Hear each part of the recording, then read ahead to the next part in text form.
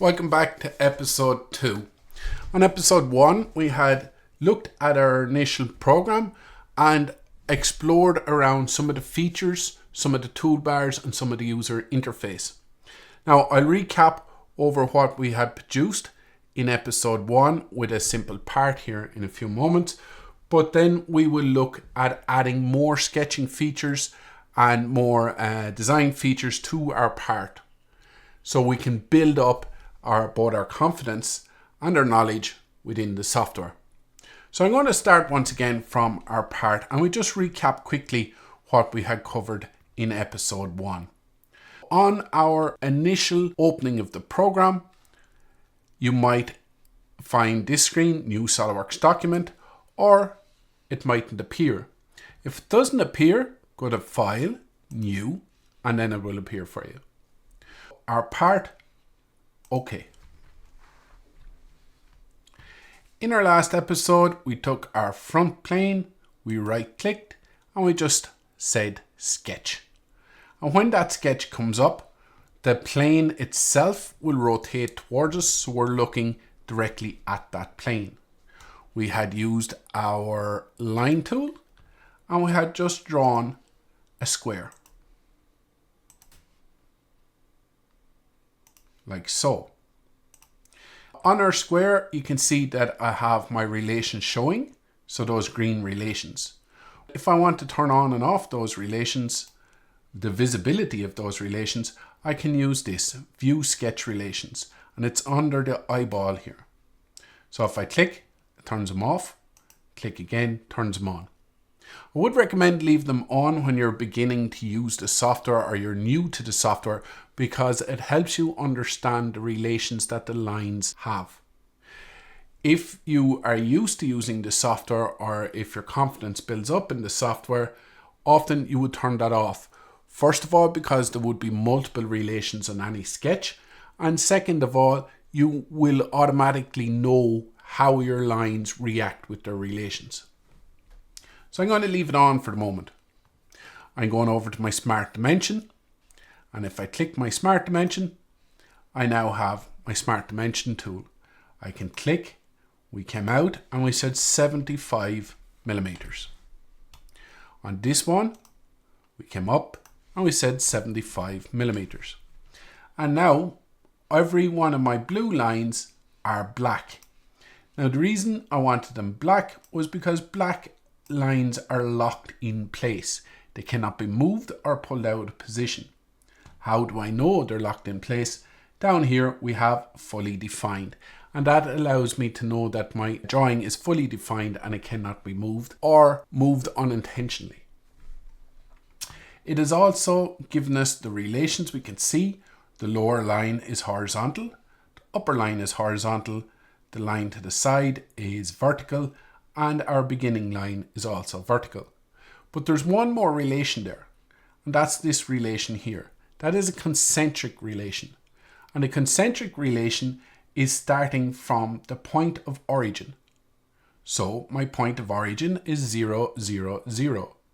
My concentric is telling me I started from that point, and that point is connected to 0, 0, 0.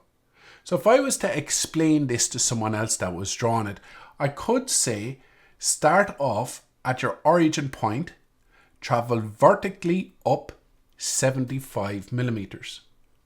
Stop at that 75 millimeters point and travel over horizontally 75 millimeters. The only difference is, it's the direction that you would travel horizontally and vertically. So if my point here was 0, 0, 0, if you remember maths, if you came to one side of the line, it would be positive, and the opposite side of the line would be negative. Well, how do we know what direction we're traveling? We use this. This is the little triad that tells us our direction. If x is positive in this direction, to my right, x negative must be to my left. Well, if I was to travel up and travel down, we'd be on the y-axis.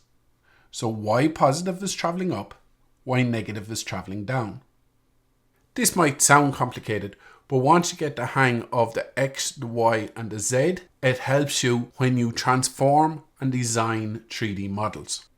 If my Y is traveling up and is a positive Y, I can now explain exact directions on how an object is drawn. So we can start off vertically, traveling the Y positive direction of 75. We can then go horizontally on our X negative direction. So that tells me that I'm traveling out to my left. And then as we travel back down, we know we're 75 down on our Y positive again.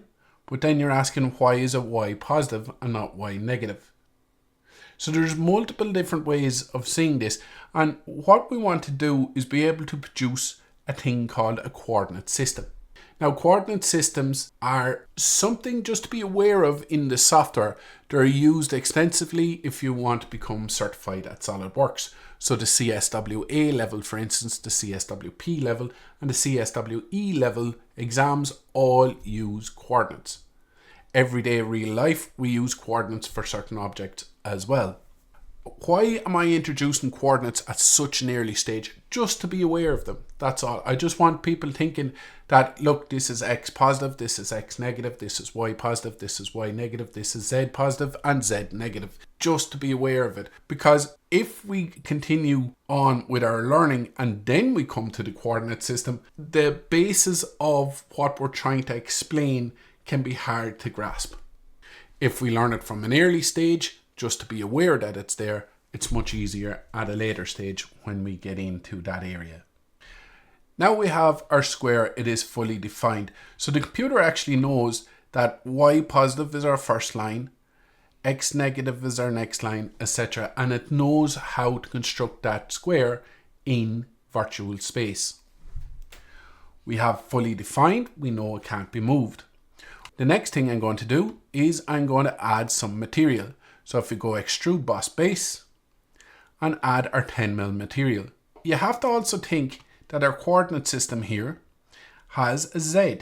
So this is Z positive traveling this direction and Z negative traveling that direction. Our material is being added in a Z positive direction. If I click back, I can get it in a Z negative direction. So Z positive. I'm going to click OK. And we just have our square. I'm going to add my material of copper, which I had added in the last episode. We are on part 3. I had saved my part previously on episode 1 and it was part 1. I had made another part that I haven't shown on this video and that was part 2. And this is my third part because it's the third part that I have created on this file since the computer was turned on. If there is multiple parts here like part 5, 6, 7, part 50, part 60, they're all the parts that the computer has generated in this sitting of SOLIDWORKS. So you can see that the part files themselves, if you were just to save them out as a save as, file save as, they just stack up. They're part 1, part 2, part 3, part 4, part 5. That's not really beneficial to us. We do need to name a custom name or a specific name to our parts. On big assemblies, you would often have part numbers, or you might have a part diagram with specific numbers for specific parts in certain areas of a project. So, you would break it down. At the level we're at now, we are going to move into the assembly side of things later on in this series, but just to be aware of putting in custom names would help at this stage. Just using custom names would help when we go to build assemblies. So I'm going to start again. I'm going to look at some more sketching techniques and I'm going to look at some more features for this episode. So I'm not going to save this. You don't have to save every part. I'm going to close my file and it's going to ask me, do I want to save? Don't save. Closing off my file. I'm going to open a new file by saying new and my window pops up again. Part, okay. There are multiple ways to do everything within the software. Multiple ways as in there's at least 3 ways to do nearly every task within the software. And when I'm teaching people how to use this software, I always try to point out at least 3 ways to do it. How do you know which way is more effective? It's usually a case of, I've tried it this way, it doesn't work. You would always have 3 ways of achieving the same outcome. If the first way doesn't work for you, the second way doesn't work for you, you have a third way. And if the third way doesn't work for you, you probably shouldn't be doing it. The software isn't capable of doing what you require. If you know 3 ways of doing nearly every task on this software, there's no limitation to what you can achieve. For instance, if we are talking about a new user to the software, I tend to limit down the amount of ways that we can achieve a certain task. Starting off with a basic new part, I have said use file new. A lot of these buttons in this software are for doing the same thing over and over.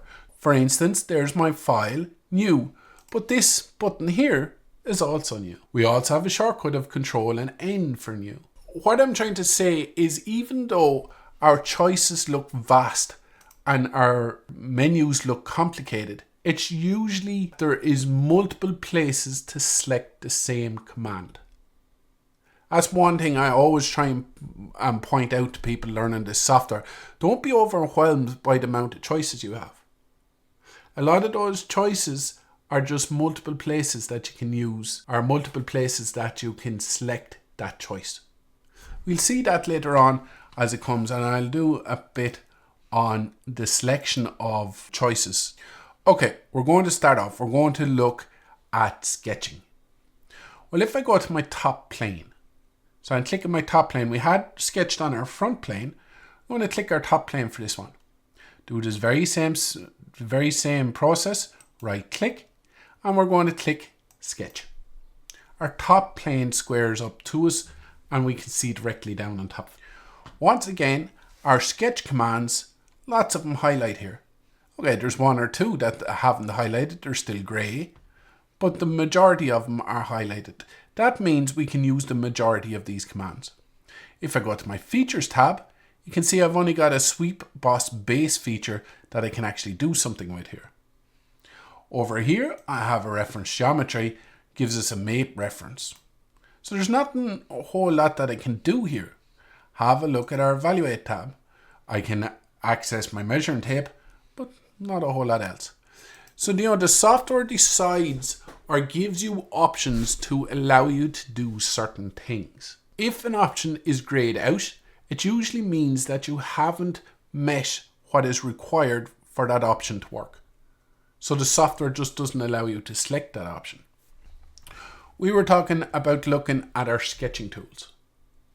We know that this is our origin point, 0, 0, 0, and we know that we want to make a fully defined sketch. Let's see what our options here. I have a line. And if I click down, I have a few different types of lines. I have a line, which is fair enough, a solid line. I have a center line, which is the equivalent of a construction line. I know there's a difference between construction line and center line, but for the purpose of these videos, we'll call them the same. And then I have a midpoint line. Now, if I use my line command, click, I can draw a line. I can draw that line anywhere that I want. I'm using my shift button, my escape button to cancel my command. There's a solid line. Let's have a look at our construction line, our center line. There's a center line. And the last one I want to look at is a midpoint line. And what's the difference between a midpoint line, a construction line, and a solid line? Well, a midpoint line starts in the center. So we can start in the center, and when we drag out, it goes the same distance on the other side. That's the only difference between a midpoint line. Can I change lines from one type to another? If I want to change a solid line to a construction line, if I select the line, as you can see over here, I have the option for construction. If I click that box, it turns it to a construction line for me. Now, we're using center line and construction line as the same thing, just for the purpose of this. If I want to turn it back, I can click and click again, and it makes it a solid line. As I was saying, there's many different ways of achieving the same thing within the software. If I click my line and travel here to make a construction, that takes me time. So the distance from here to here is the movement of the mouse. If I click my construction line, this button is the equivalent of the options button that I was clicking on to make it a construction line. If I click this button, it makes it construction. That's the prime example of what I was saying, is that there are many ways of doing the same thing within the software. The reason that that button is there is because it's less of a mouse gesture or movement to go from the line to this smaller quick panel than it is to come over here.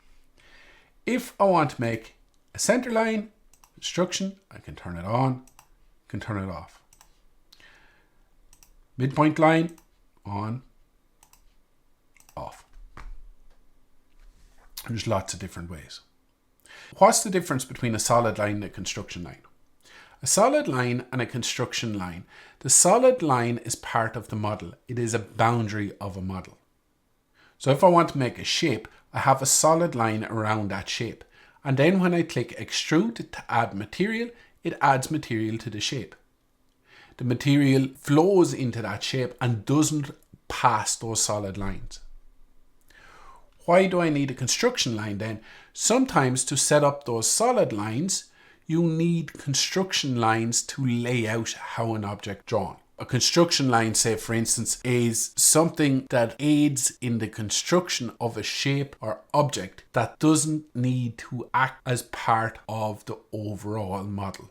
Keeping two things vertical, two things horizontal, etc. You can use construction lines for. They're always good for laying out, especially if you have to create an actual layout for an object. So that's the difference between my construction line and my solid line. I do have other options here as well. If I go down and click one of my lower lines here, you can see I have a thing called an infinite length line. Now, if I click that box, it just means that even the furthest point I zoom out, that line is still infinitely long. Some people draw like this with their infinite lines.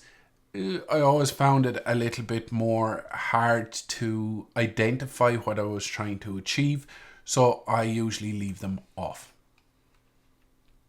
All my lines are blue. What is that blue telling me? The blue is telling me that everything is underdefined. Why? Because they don't touch the one point that the computer knows where it is. In saying that, they don't have to touch it.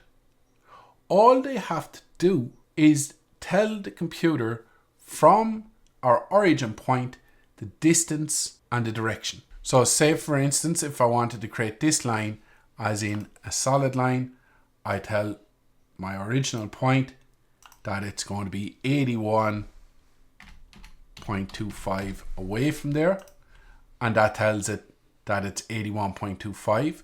It knows it's in the horizontal position because of the horizontal line, and if I take my distance, we say 21, it now has that point marked off in space.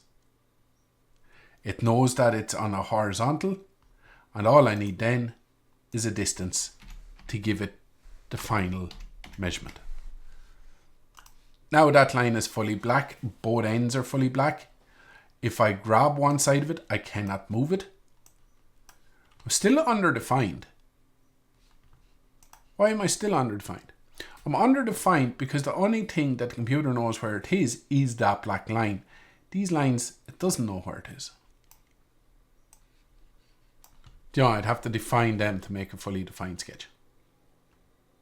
That's different. We look at that when we're coming to look at the definition, under definition, and over definition. So I'm clicking these lines and I'm pressing delete. I do want to point out something else. I always have one hand on my mouse and my other hand on the keyboard. That's just the way that I work with SOLIDWORKS.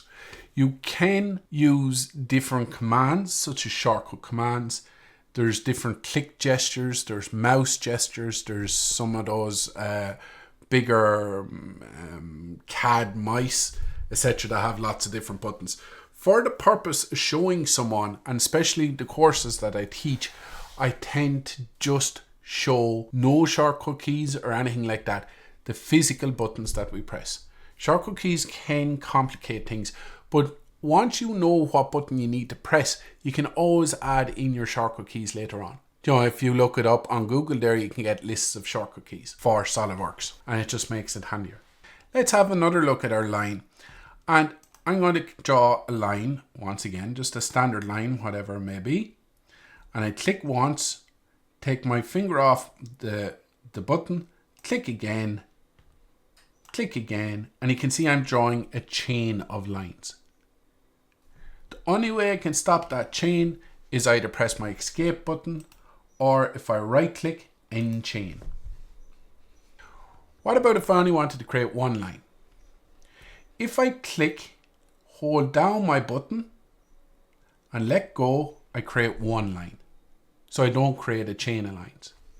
So to do that again, click once, hold it down on the mouse, and then release my click. It doesn't create a chain, it creates a single line entity. Very, very handy if you wanted to draw in that manner. Now, I tend to use the chain command, click, click, click, etc., especially when I'm rough sketching, and just use my escape key. They're different ways of doing the same thing. I also want to show selection tools. So this is how intuitive the software is. There's lots of hidden features, we'll say, to make you faster in this software. If I want to select everything inside the box, drag a box to my right hand side. Just to see that again. See the lines, even I've cut this line and this line. Let go, doesn't select those lines. It only selects every full line that's inside the box. If I went the other way, you can see I get this green box. Go, it selects every line that's fully inside the box, but also the ones that were just partially in the box.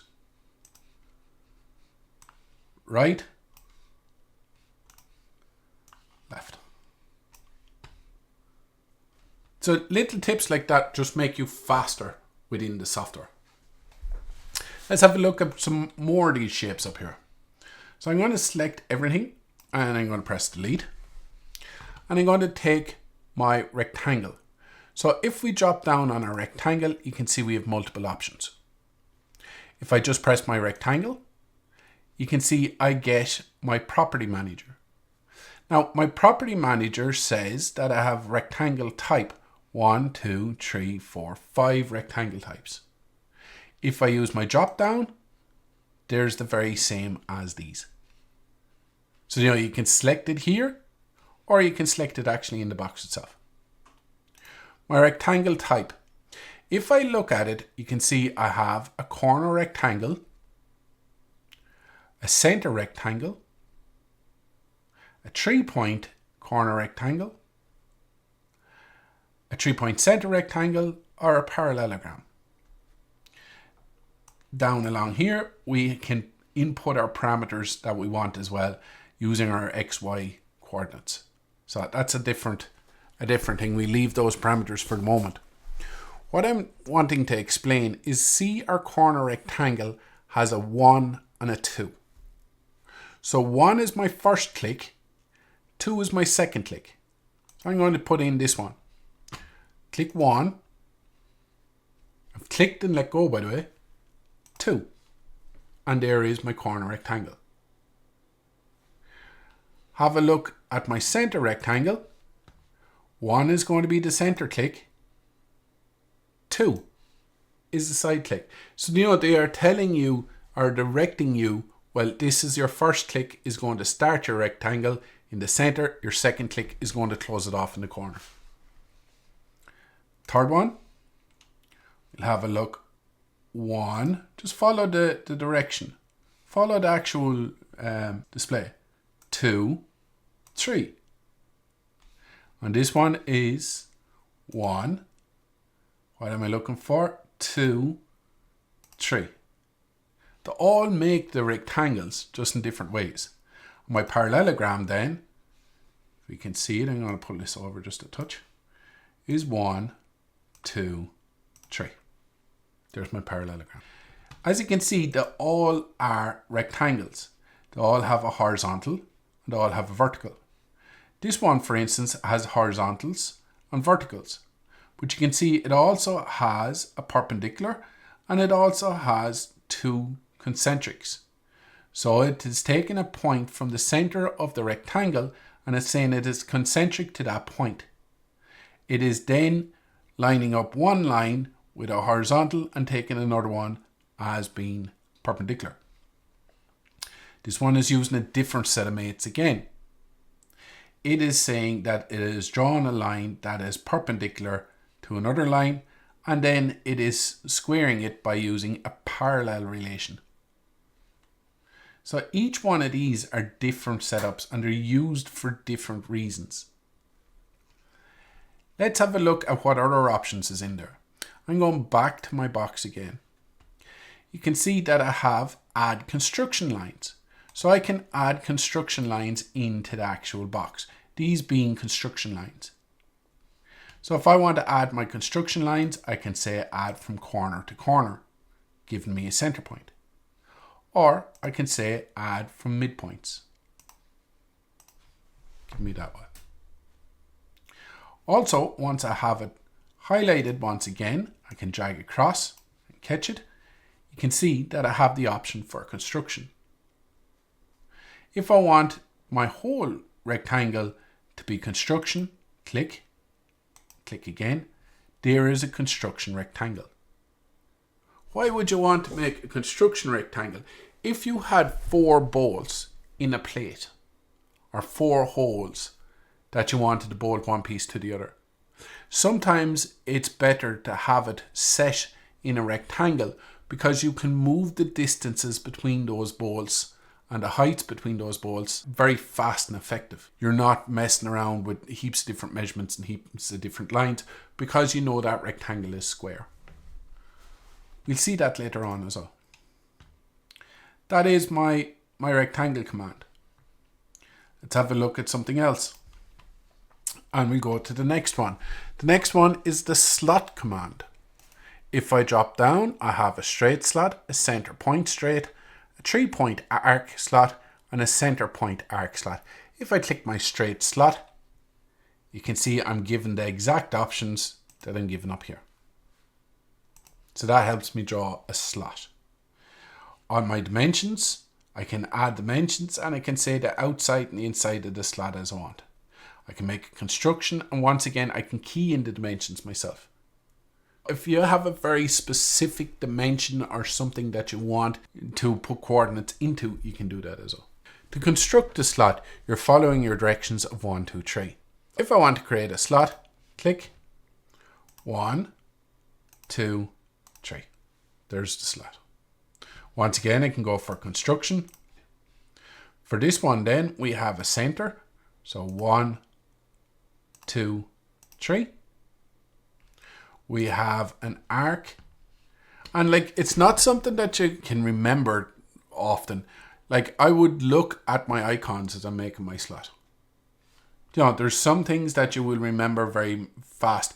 There's other things that you don't need to remember as much, as in what is your clicking scenario for making an arc slot. So 1, 2, 3, 4. And likewise, 1, 2, 3, 4. Just different ways of creating the same shape. We can add dimensions as well if we want by dimensioning those out. When we get to the point of setting up our definitions, we'll have that in place. Circle, we have a circle and a perimeter circle. So I'm just going with our standard circle. And once again, click 1 for the center and 2 for the outside. 1, 2. And that is our standard circle. This one is a good one as well. It is something that I used to use the circle far more to create my shapes. But then this is a very time-saving way of doing the same thing. If I don't want a circle as such, I just want parts of a circle, I have a few options here. I have arcs. So one in the center, one. Sorry, I should say 1, 2. You could go backwards or forwards, 3. I have another one here as in an arc type, 1. Well, we need an end point here. If I just make a quick end point with 2 lines, you can see what I'm achieving here. There's 2 standard lines, and we want to make a tangent. We go 1, 2. And the last one then is a vary arc of 1, 2, 3. And we can set the distance we want that arc. All pretty much standard stuff. We can see once we start going through a few sketches of how easy it is to curve off a surface. We have a parallelogram here. Parallelograms are used sometimes, but a parallelogram is, not parallelogram, a polygon is 6 sides as standard, but you can set that from 3 up to whatever amount of sides that you want. You can also use them for construction, and we can set them out the different sizes that we want. And that's what it is. So we have inscribed and circumscribed. So inside or outside points. We have a spline. We won't get much into splines. That is more of an advanced topic. But a spline is a line that has no continuous curvature. It's a different type of line. We have an ellipse. So major, minor, and there's our ellipse. And then at the bottom here, we have corner options. So corner options, if I take something like my line and make a corner, I have one corner option that allows a sketch fillet. So that allows us to put in a curve.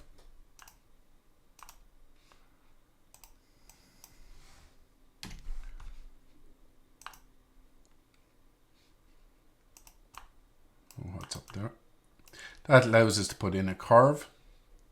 And we have another option then allowing us to put in a fillet, or not a chamfer. So just a straight up chamfer. So as you can see, you could make that, I don't know, 100. It just makes a chamfer first.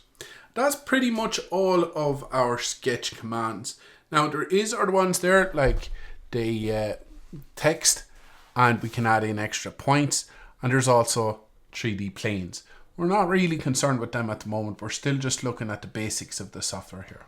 Let's continue on with our sketches and see how we can cut, edit, and trim lines. So I'm going to select everything again and get rid of everything. Okay, let's get back into our lines. So I want to cut a line or trim a line back. I can use my line and draw a line. And then I'm going to draw another one, and I'm going to draw a line through that first line. So that's the shape that I'm going to produce. But I want to chop away these 2 excessive lines. If I go down and I click my trim entities, you can see I have lots of different choices of trim. I have a power trim, a corner, trim away inside, trim away outside, and a trim to closest. To be honest, I usually leave that at trim to closest. I find that the handiest one to use. You can also keep the trimmed entities as construction geometry, and we'll look at that later on as well. That's a very good command. If I use my trim to closest, you see when I travel over a line, I have my little scissors there. When I travel over my line, it turns orange. When I click that orange line, it takes it away. Very same as delete, that's your trim to closest. If, for instance, I had more lines and I use my trim again, I have an object called power trim. Power trim is the equivalent of using an eraser tool in Microsoft Paint. Click, drag, and you can see that little gray line. Anything that grey line touches disappears. That's your power trim. Corners, trim corners on either side, trim away from inside, trim away from outside are self-explanatory. You pick 2 lines and you can click, and then trim to closest is the one that we tend to use, just to trim features. I have something else here called offset entities. Now, offset entities is a very, very powerful and good command. We use it a lot for saving time. I'm going to just draw a line and a line. As you can see, all these sketches have been underdefined. So we'll go and look at definition now in a few minutes. If I click offset entities, I'm leaving convert entities, by the way. I'm going to do that later on. If I click offset entities and I click any line, it adds the line, the distance away. So I have clicked offset this line by 10 millimeters, and it's chosen this line and it's chosen this line because my chain selection is on, and it just offsets it 10 millimeters away. That is a prime example if you're wanting to create something like an L or a corner and you want it 10 millimeters in or 10 millimeters away from a certain object. So we tend to use offset entities quite a bit. We have other ones up here. We have mirror entities. So if I wanted to mirror something from one side and create an exact copy on the other side, we have to use our mirror about, select a line, and then entities to mirror, select the line.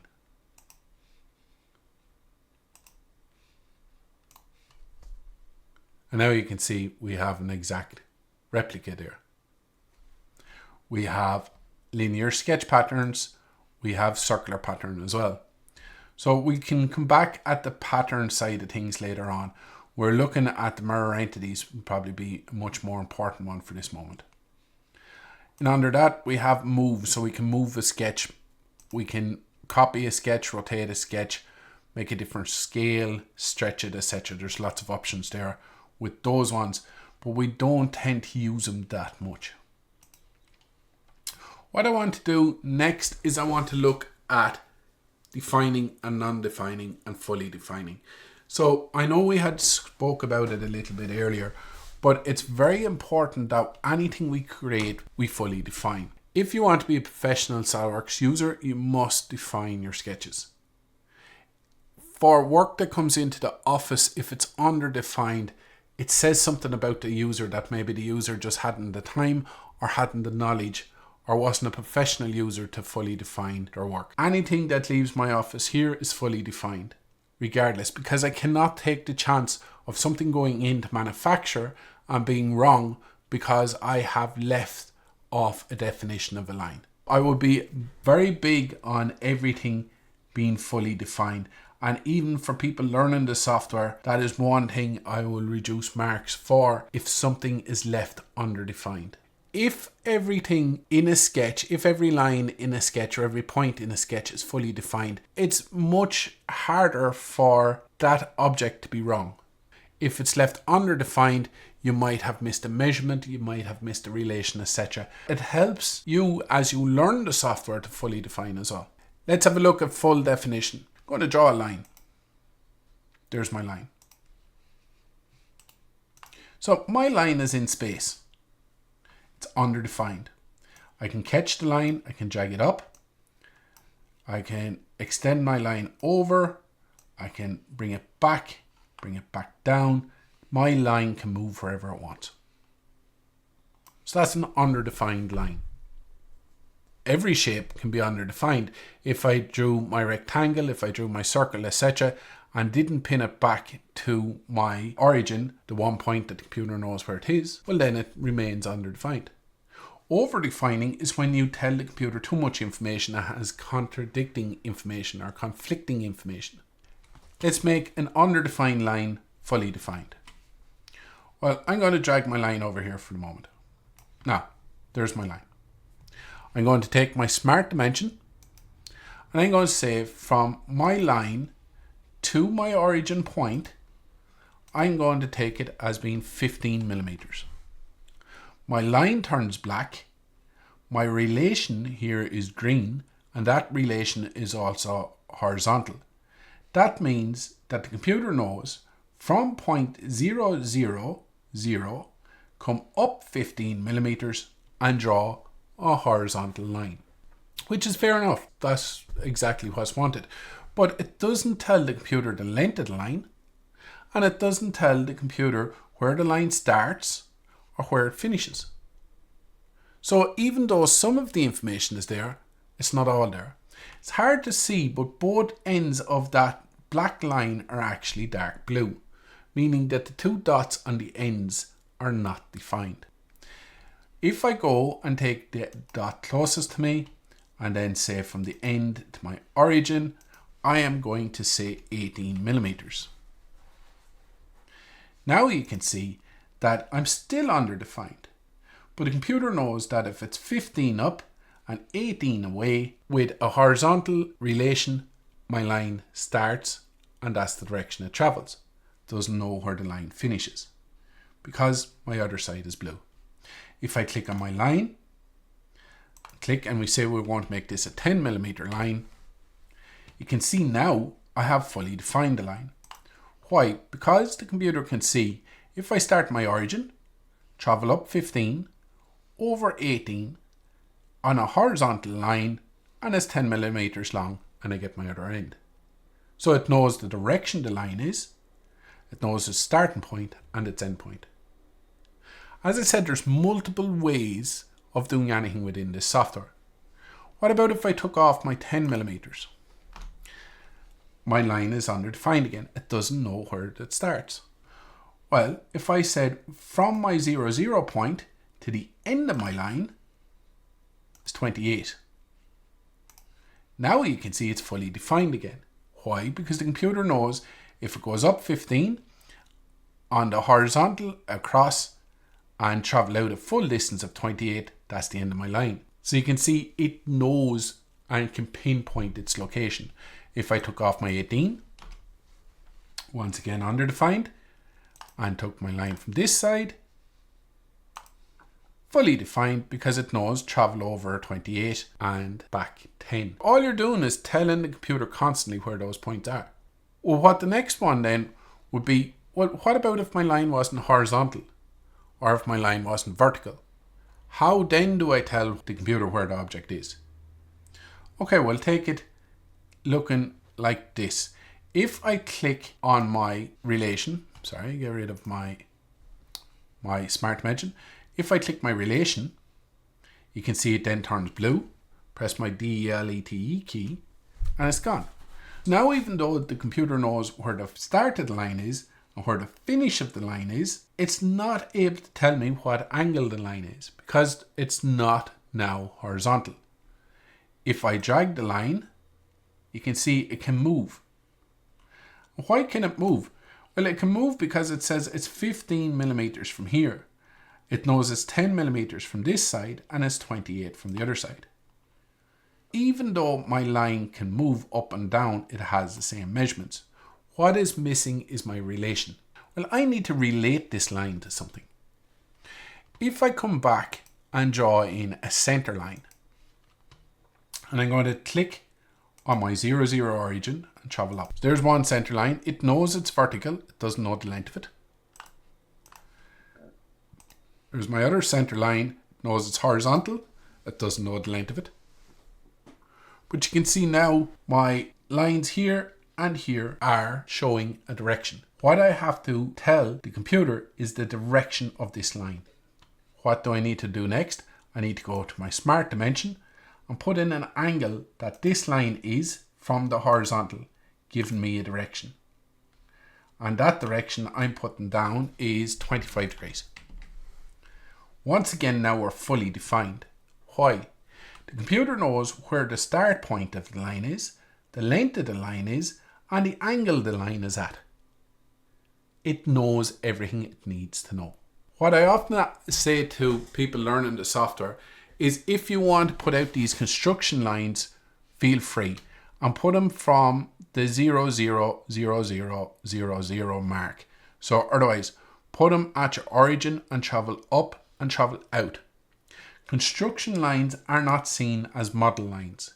So construction lines can actually be left without a full length. Otherwise, the computer doesn't know what length these construction lines are, but disregards it because it doesn't make a difference. It's not part of the model, it's only for laying out and construction. Once again, let's try it with a different line.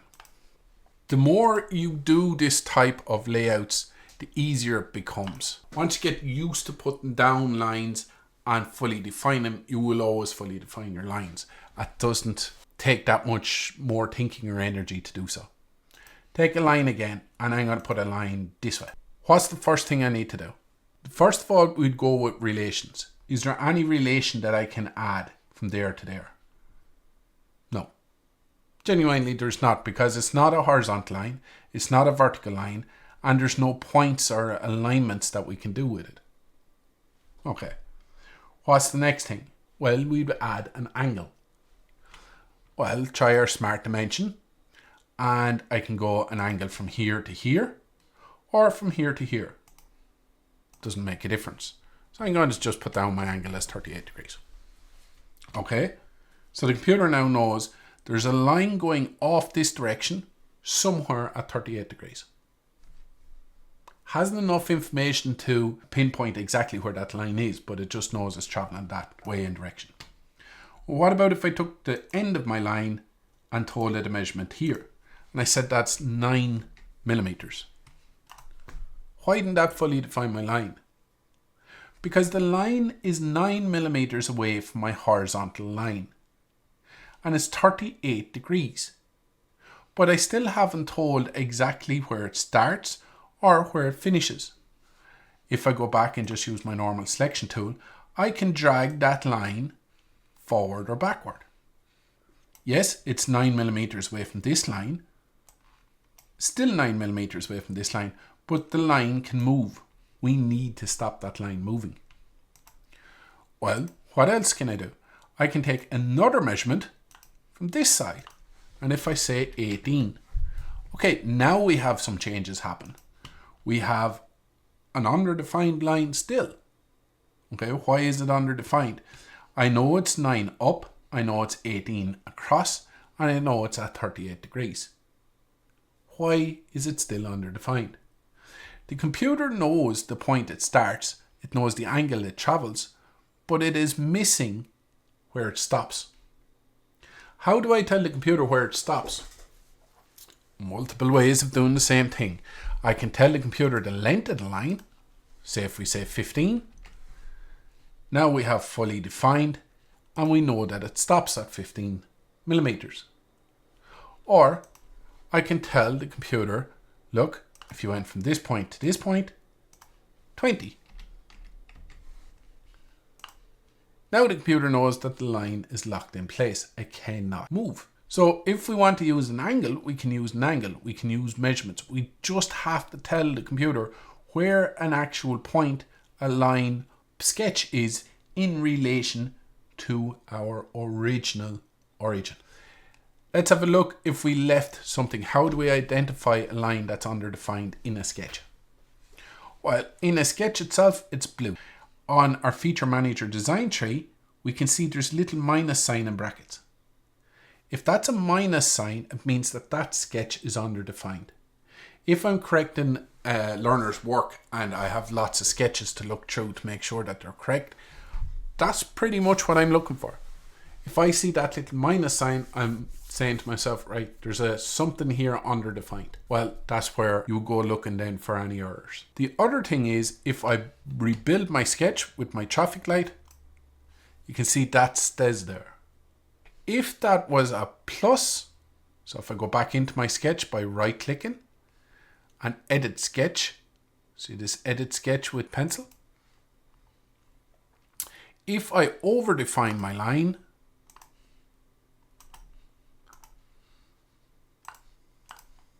see it says overdefined, and close my sketch, you can see that becomes a positive.